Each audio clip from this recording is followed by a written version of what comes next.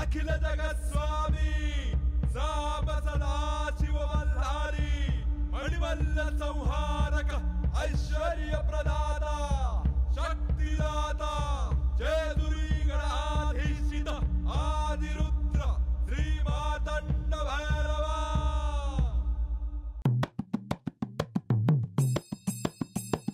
जय देवा जय देवा जय देवा जय देवा जय देवा जय शिव मातंडा।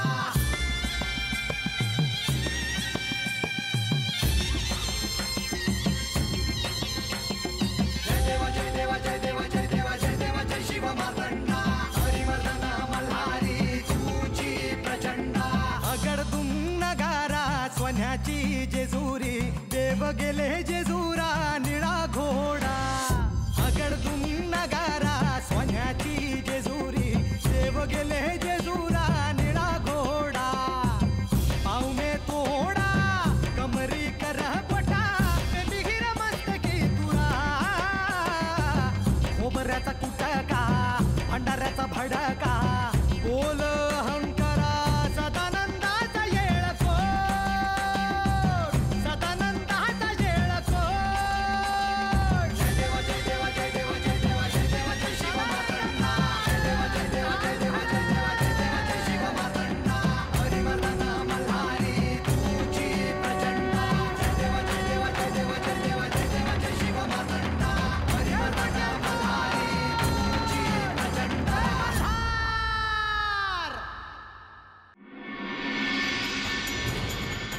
मी तुमची परीक्षा पाहते आहे ते कसं शक्य आहे? म्हाळसा, मी आता आलो आहे आणि सर्वजण आपल्याला एकत्र पाहण्यासाठी आतुर झाले आहे आणि सर्वजण तुझ्यासाठी चिंतित आहेत। तेव्हा आपण एकत्र सर्वांना भेटूयात। हो, ती भूमिका आहेच। काहीही घडलं नाही अशा आविर्भावात सगळ्यांच्या समोर जावं लागेल। त्यांच्या दृष्टीने देव बानूसोबत जाऊन आले, पण देवी मात्र काहीही करू शकल्या नाही। म्हाळसा, तू जे समजत आहेस तसं नाहीये। मी तुझ्या बरोबर आहे आणि तुझ्या बरोबरच राहणार आहे। पाहूया, चला, कर्तव्य पार पाडावे लागणार आहे। मला काळजी आहे सगळ्यांची, माझ्यामुळे सगळ्यांना चिंता नको। उत्तम।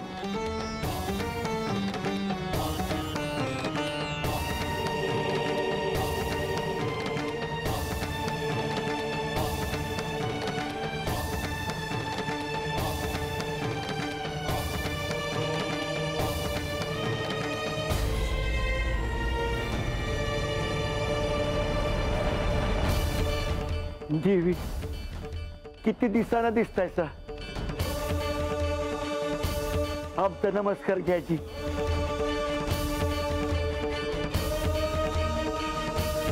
देवी, तुम्ही दिसला नाही म्हणून गडावरचे समजे काळजीत होते बघा। तुमचे प्रेम मला कळते आहे, पण मी नसताना तुम्ही तुमचे दायित्व व्यवस्थित पार पाडले असेल याची मला खात्री आहे। पण मला आधी गणेशला भेटायचे आहे। म्हाळसा, तू गणेशला भेटून घे। मी प्रधानजी आणि लक्ष्मी देवी यांना भेटून येतो।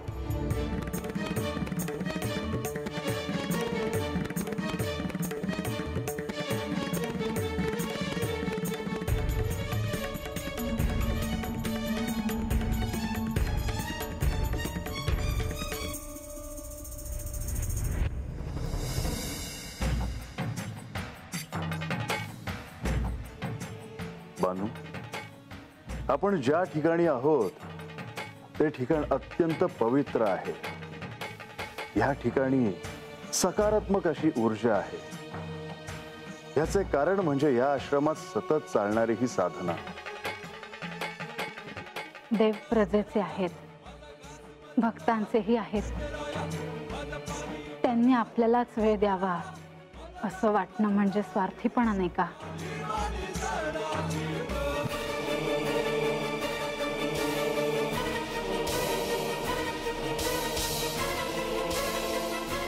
ए बानू, बा, अरे असं दारात कशा पाय उभा आहेस? आत ये की. अगं अशी छताकडे डोळ लावून का बसली आहेस? अरे काय नाही असंच. असंच? अगं इतकं दिस देवासंग होतीस हा? आता एकटं वाटत असेल तुला. मी एकली कुठं आहे तवा? तू आहेस की संग. अगं ते आहेस की हा, पण बा आहे म्या तुझा. देव संग असलं का कधी स्वतःकडे बघितलं आहेस का तू?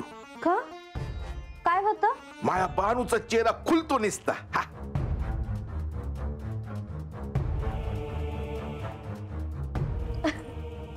वा तुझं आपलं काहीतरी.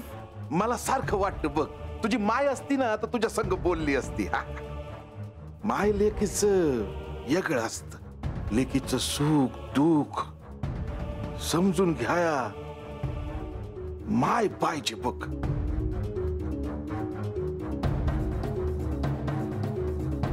बा तुझ्यापासून कधी काही लपवून ठेवलं आहे कर? ते आहेच की. अरे तू सांगितलं नाहीस कसं काय दिस गेलं देवा संगत? चांगलं केलं. अरे मला रानावनाची आवड आहे म्हणून देवांनीच आश्रमामध्ये जायचं ठरवलं. तुझी आवड निवड मी ध्यानात आहे बघ त्यांच्या. बरं वाटलं बघ. पाखरांचा आवाज, फुलं पानं झाड आणि कसली बी आडकाठी नाही बघ. ते एक बरं झालं बघ, नाहीतरी हात धाक आहेच देवीचा.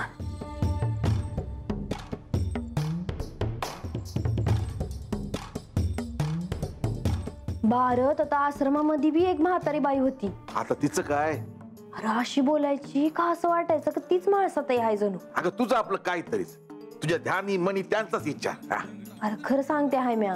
ते जाऊ दे. ए बाळ, आता ध्यान दे कुठं काय चाललं आहे ते. म्हणजे? अगं तू हात नव्हतीस ना तेव्हा म्हाळसा देवीनं स्वतःला कोंडून घेतलं होतं मन.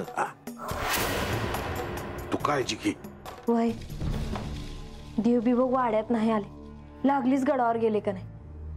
कुणास ठाव आता काय होणार आहे ते. वय त्यासनी नसल आवडलं तुम्ही दोघं बाहेर गेलेलं. आता काय करावं तेच कळणं झालंय बघ. मला तर देवानी सांगितलं आहे का ह्या समध्याकडे ध्यानच नाही द्यायचं, विचार बी नाही करायचा आहे समध्याचा. अगं वय पण त्या काय गप बसणार नाहीत बघ. आपण देवांवरच विश्वास ठेवायचा. बा तू बी आता ह्या समध्याची काळजी नग करूस. तुझ्यासारखा विचार कराया नाही जमत मला. येतो मी.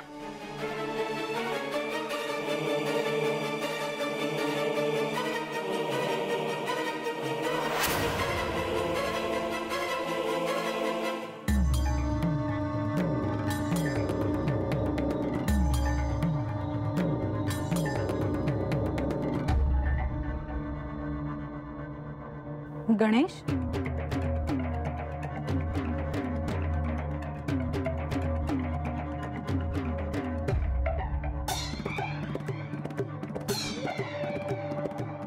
रागवलास माझ्यावर?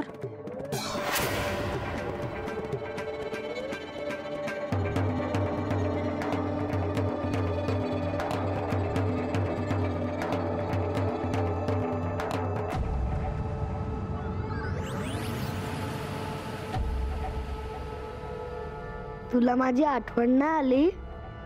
असं कसं होईल? मग तू दार का लावलंस आणि तू इतक्या दिवस बाहेर का नाही आलीस?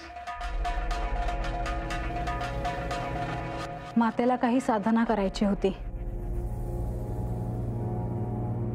पण हे तू मला का नाही सांगितलंस? खरं तर मी तुला सांगायला हवं होतं. हो ना, मग माझ्या बरोबर अशी का वागलीस? पण मी जर तुला हे सांगितले असते की मी काही दिवस देवघरात असणार आहे तर तू मला जाऊ दिलं असतंस? नाही. म्हणूनच नाही सांगितलं. पण आता मी आले आहे ना. माझ्या गणेशने इतक्या दिवसात व्यवस्थित भोजन केले ना, सगळ्यांनी त्याची काळजी घेतली ना. तू जर भोजन नाही केले तर मी कसं करणार? म्हणजे या दिवसात तू भोजन नाही केलेस?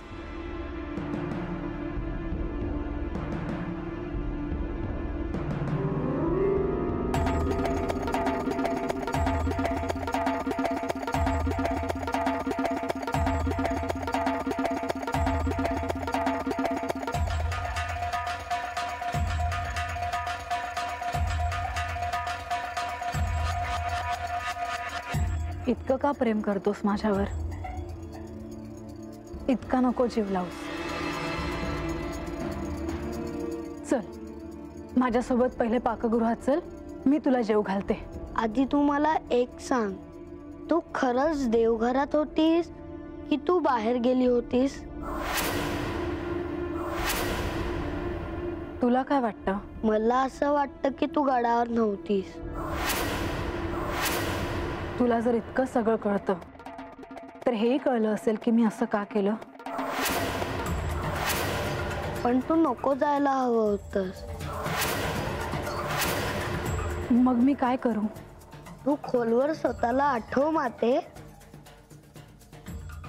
तू कैलासाचे स्मरण कर.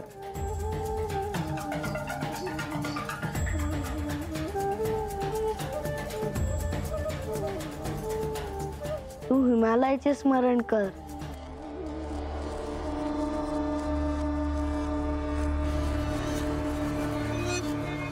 तू पार्वती देवींचे स्मरण कर.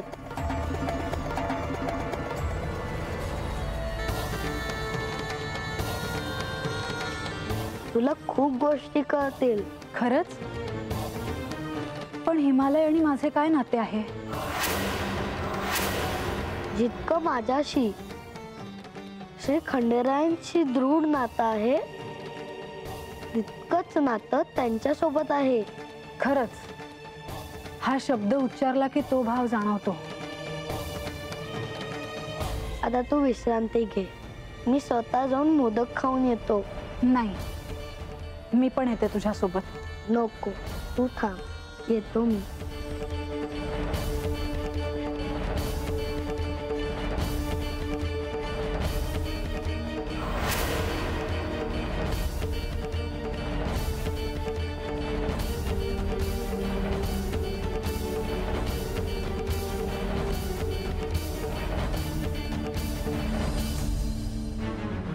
प्रधानजी, या देवा.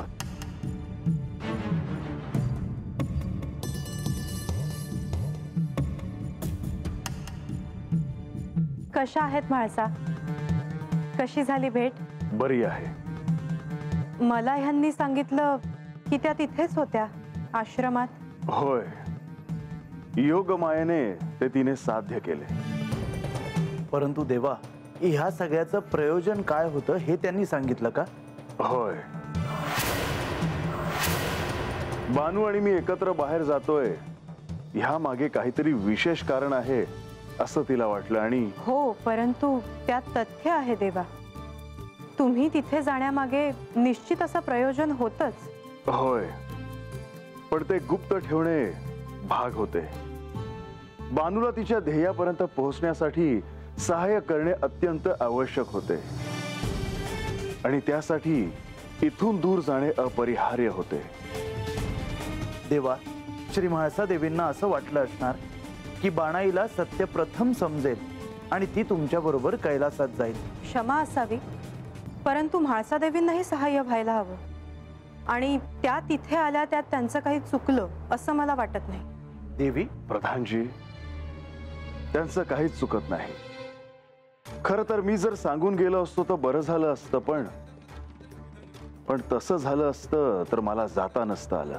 मला असं वाटतं की ही गोष्ट गुप्त आहे आणि ती गुप्तच राहावी.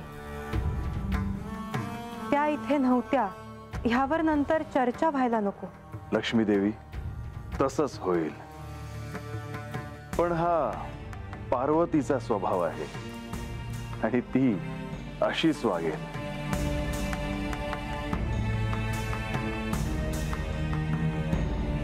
ह्या दिवसात मला कैलासात घडलेल्या एका घटनेचे स्मरण होते आहे. आपण कशाविषयी बोलता आहात देवा? माझ्यावर दुसरी कुठलीही स्त्री प्रेम करते हे पार्वतीला कधीही सहन झाले नाही आणि हे अनेक वेळा सिद्ध झाले आहे. परंतु त्यावेळी देखील अनेक वाद होऊनही त्यांनी गंगेला स्वीकारलं होतं. लक्ष्मी देवी, पण ते तेवढं सोपं नव्हतं. परंतु देवा, आता ह्यावेळी ह्यातून काहीतरी मार्ग तर काढावाच लागणार. प्रधानजी, मी देखील तोच विचार करतो आहे की आता ह्यातून मार्ग कसा काढावा.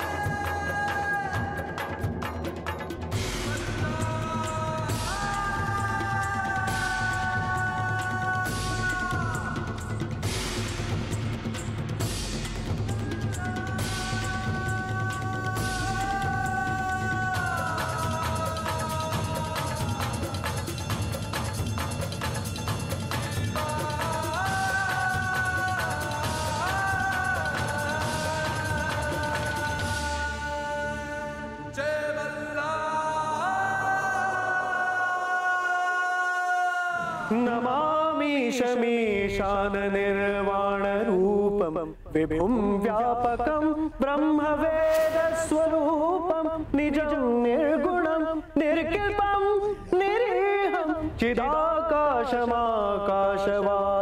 भजेऽहं निराकार ओंकारमूलं तुरीयम्.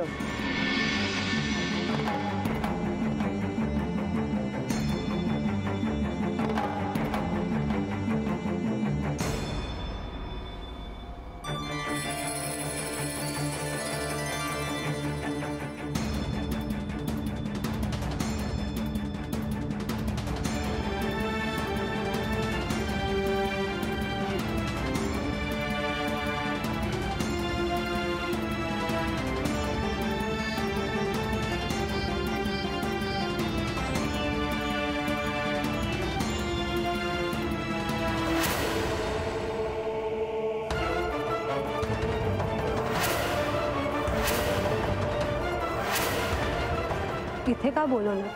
आपण बोलूयात. मला वाटलं राजसभा बोलवली असेल. ती तर बोलवावीच लागेल, कारण राज्य कारभाराची अनेक कामे मार्गी लावायची आहेत. पण त्याचबरोबर एक सुरुवात करायची आहे, ती एका नवीन पर्वाला. म्हाळसा, तूच म्हणाली होतीस ना की मी तुझ्यावर अन्याय केला आहे म्हणून. मी म्हणाले म्हणून तुम्ही हे करता आहात की माझं तुझ्यावर जन्मजन्मांतरीचं प्रेम आहे म्हणून.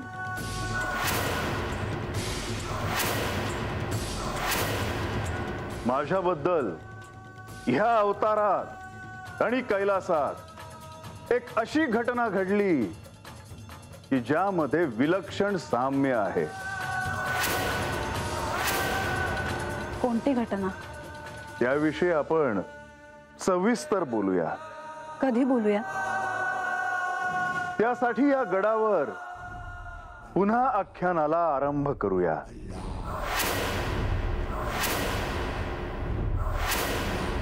ज्यात पार्वतीची आणि गंगेची कथा तुला श्रवण करायची आहे. पण त्यांनी काय साध्य होणार आहे? ह्यावेळी सत्य काय आहे हे तुला सांगण्याचा मी प्रयत्न नाही करणार, तर कोणता मार्ग निवडावा केवळ ह्यासाठी मी निर्देश करीन.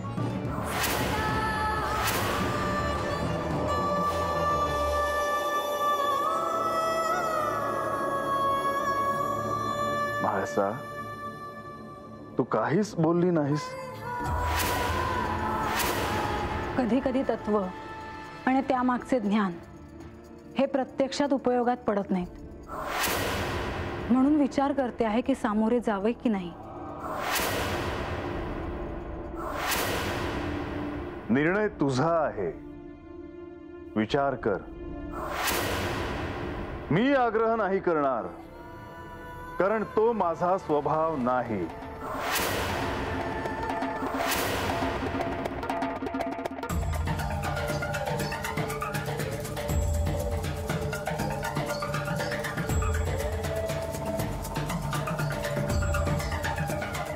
मी यासाठी तयार आहे. याआधी आख्यानात ज्या कथा सांगितल्या गेल्या आहेत त्यापेक्षा वेगळ्या प्रकृतीची कथा ह्यावेळी सांगण्यात येईल. मला ती ऐकायची आहे.